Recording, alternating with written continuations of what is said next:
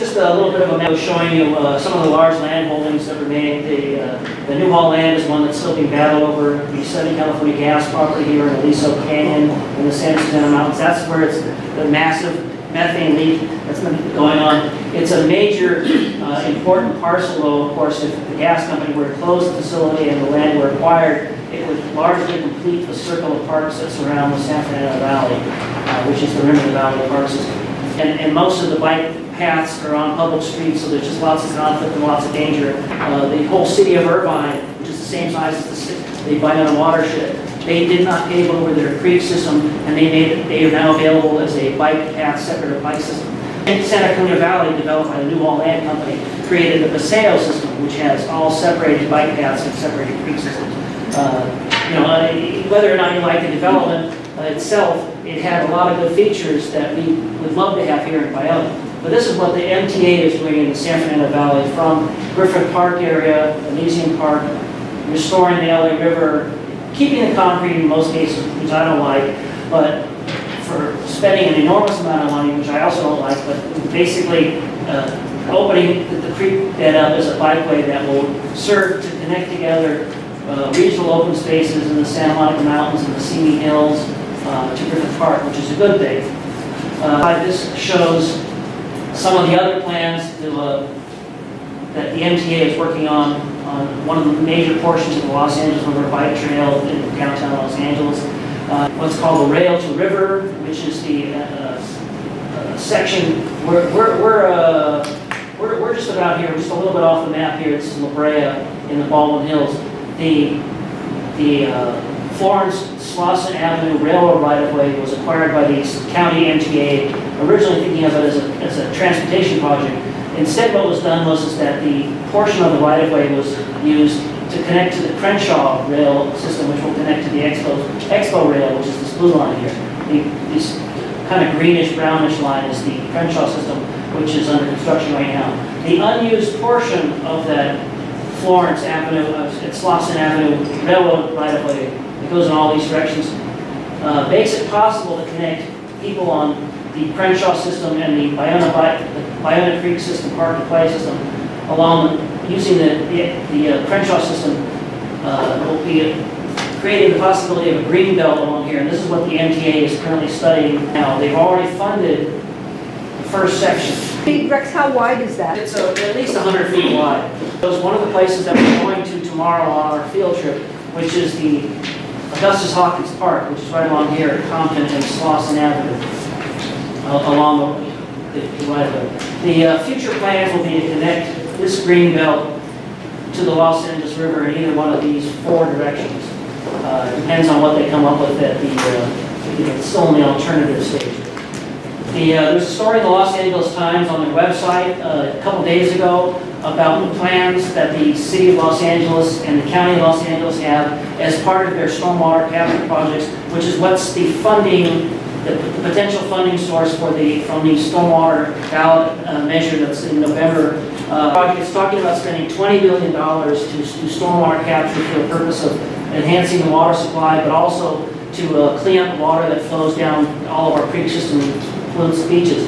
The problem, as this article explained, and this is based on a UCLA research study, is that by diverting water from the Los Angeles River, diverting water away from Ballona Creek in order to percolate it into the water table, you're essentially drying up the rivers and the creeks in Los Angeles, so you're actually defeating a lot of the purpose of habitat restoration. So it's a major conflict. Actually, one of the components, I noticed, is Mark Gold, formerly of Gila Bay, the director of Gila Bay, was explaining that it's a tough type of walk. We go all in on water recycling and stormwater infiltration and capture, and there's not going to be enough water left for a thriving river. It was interesting because Mark Gold is advocating for the stormwater bond measure and actually has been advocating to catch every drop of water in the Los Angeles basin. He had an article in the Los Angeles Times opinion section that you can Google explaining how we can entirely provide Los Angeles' drinking water supply with rainwater. The problem again is that converting every drop of water into rainwater deprives habitat. And so what I'm trying to find, what I'm working on today, I believe, is to find a way to find a balance between those different needs. of not sucking so much water from the Owens River, sucking so much water from the Colorado River and Northern California rivers and drying them up, but then not drying up our own rivers in the process, and finding a way to accomplish multiple goals. This was the what's called the Ballona Creek Watershed Enhanced Watershed Management Program. This was an engineering study that the County of Los Angeles and the City of Los Angeles put together to determine what it would take to accomplish the goal of catching and cleaning stormwater in the Ballona Creek watershed. How much land is available to do it? How could you accomplish it? And this was the plan that was adopted in three years ago, in 2015, by the cities and the Regional Water Quality Control Board. And this is really a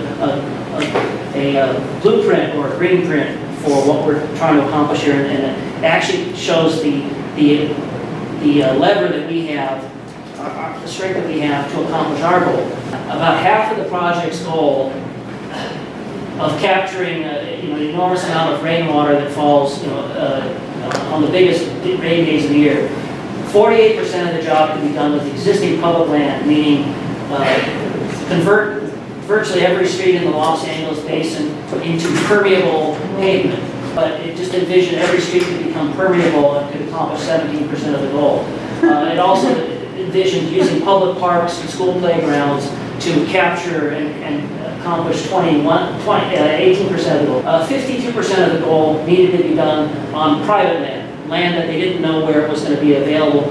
They were just going to go out and try to buy supermarket parking lots, vacant lots everywhere.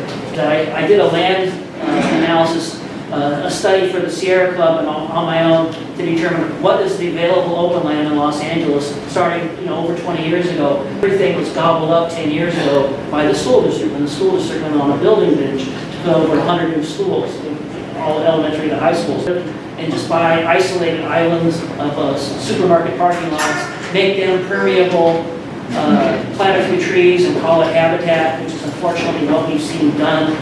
Or do you acquire it in a connected green belt, taking into account the historical nature of the Ballona watershed, which has all these buried streams, find the optimum route and connect together the largest open spaces on one end of the Ballona watershed to the largest open spaces on the other end of the Ballona watershed. Can you accomplish that, and then can you accomplish the goal of cleaning up the water, percolating the water, but also providing wildlife habitat and connected bicycle ways that get the public off the public street system and enable the public to get across the city without being at risk, and greatly enhancing the public's use of alternative transportation like bicycles, whereupon they don't have much of an incentive now because they're very wide. So is it possible to do it? This is a study on the web, Daylighting Moonlight for Buried Streams, Richard Pinkman of the Rocky Mountain Institute. It's all the success stories in the Los Angeles and California area that have been done. It's a case study. It's about 100 pages. It's well worth reading.